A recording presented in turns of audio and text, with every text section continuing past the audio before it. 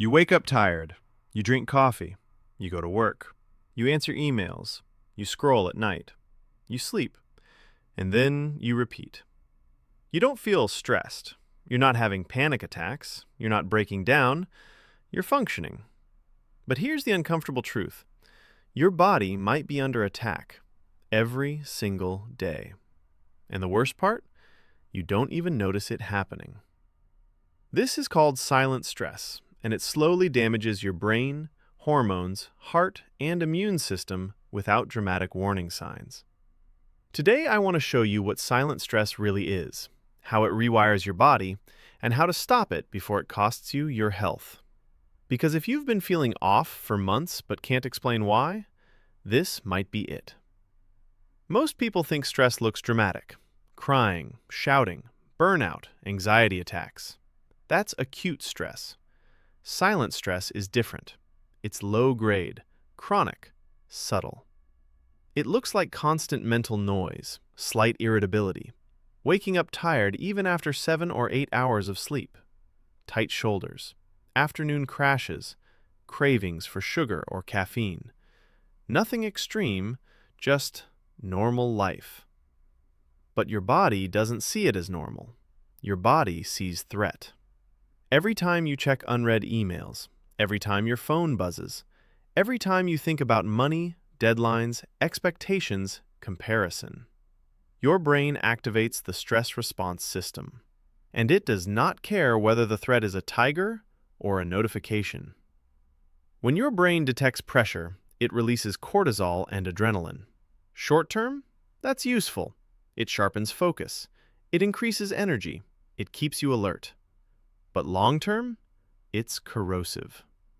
Chronic low-level cortisol disrupts your sleep cycles. It increases belly fat storage. It raises blood pressure. It weakens immune function. It reduces testosterone.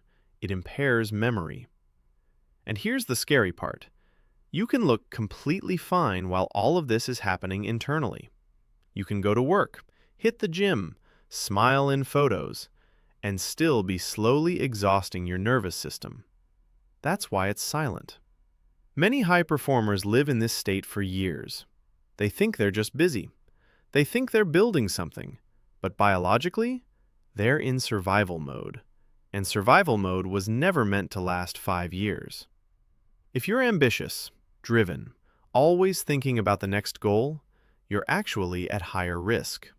Because silent stress hides inside productivity. You tell yourself, I'm just pushing hard. I'll rest later. It's temporary. But your nervous system doesn't understand your ambition.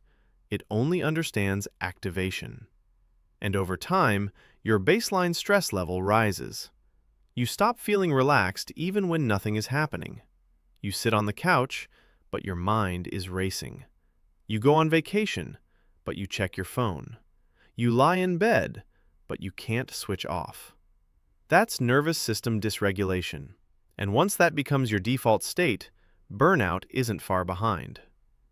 Here are subtle warning signs silent stress may already be affecting you. You feel tired but wired at night.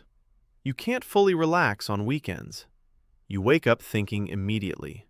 You need caffeine just to feel normal. You get sick more often than before. Your patience has decreased. You feel emotionally flat, not sad, just numb. Notice something? None of these feel dramatic. That's why most people ignore them, until something breaks. Now let's talk about reversing it. Not motivational quotes, not just relax. Real physiological resets. First, control your morning cortisol spike. Your first 30 minutes of the day set the tone for your nervous system. Instead of grabbing your phone immediately, try this. Get sunlight in your eyes within 10 to 20 minutes of waking. Move your body lightly. Delay caffeine for at least 60 minutes. This regulates cortisol naturally instead of stacking it on top of stimulation. Second, create micro-recovery windows. Your nervous system was not designed for non-stop cognitive input. Every 90 to 120 minutes, step away. No phone, no screen. Take 5 slow nasal breaths. Look at something far away to relax your eyes. Walk for 3 minutes. These tiny resets prevent cortisol from accumulating all day. Third, train your parasympathetic nervous system. Most people train their muscles. Very few train relaxation. Slow breathing, cold exposure for short durations, a real wind-down routine at night, magnesium glycinate before bed. When your body learns safety again, stress levels drop automatically. And fourth, reduce invisible inputs. You don't need to quit your job or move to a mountain, but you can turn off non-essential notifications. Batch your emails instead of checking constantly. Set realistic response expectations. Reduce constant information consumption. Stress is not always about workload, it's about input overload. Here's the hard truth. You cannot outwork biology. You can ignore signals. You can push through fatigue. You can numb yourself with caffeine and productivity. But the bill always comes due, and it rarely arrives politely. 4. Use 4 to 6. Breathing inhale for 4 seconds. Exhale for 6 seconds. Repeat for 5 minutes. Longer. Exhales activate the vagus nerve. This shifts you into parasympathetic mode. Heart rate slows. Blood pressure drops. Cortisol decreases. This is one of the fastest ways to calm your nervous system naturally. 5. Make your bedroom completely dark. Melatonin only rises in darkness. Even small LED lights can suppress melatonin production significantly. Use blackout curtains. Cover small lights. Avoid phone screens in bed. Darkness equals hormonal permission to sleep. 6. Stabilize. Evening blood. Sugar. High sugar dinners cause blood sugar spikes, then crashes. When blood sugar drops overnight, cortisol rises to stabilize it. That's a 3 a.m. wake-up trigger. Instead, eat balanced dinners with protein fiber, healthy fats. Stable blood sugar supports stable sleep. 7. Close mental loops. Before bed, write down 3 tasks for tomorrow, 1 win from today, 1 thing you're grateful for. Your brain hates unfinished loops. Writing them down reduces rumination. Your mind stops trying to solve things at 3 a.m. What about sleeping pills? Sleeping pills can induce unconsciousness, but many do not increase deep sleep. Some suppress REM. Some reduce memory quality.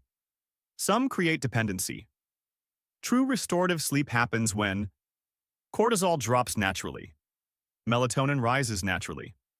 The nervous system feels safe. Sleep is a hormonal event, not a sedation event. What happens? When cortisol resets, when cortisol timing improves, you fall asleep faster. You wake up less. You experience deeper rest. Your mornings feel clearer. Your mood stabilizes. Your energy becomes steady instead of wired and tired. Sleep stops being something you chase. It becomes something your body allows. Final thoughts. You're not broken. You're not defective. Your nervous system is overstimulated. Your cortisol rhythm is misaligned. And that is fixable. Sleep is not about forcing it. It's about allowing it. Lower stress at the right time. Raise safety signals. Respect your circadian rhythm, and your body will do what it was designed to do. Sleep deeply, naturally. If this helped you understand your sleep differently, comment "reset" below.